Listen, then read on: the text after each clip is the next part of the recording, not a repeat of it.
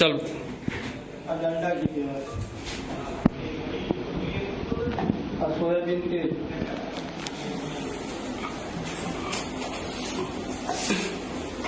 mix करो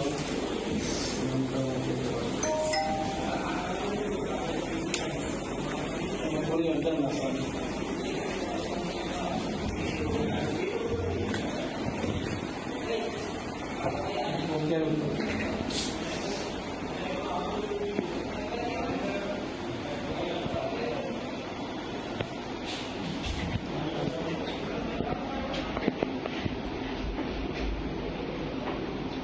colour का मुझे शुरुआत से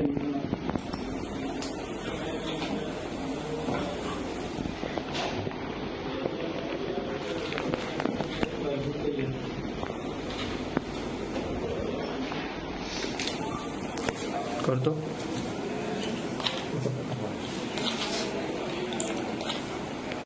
चल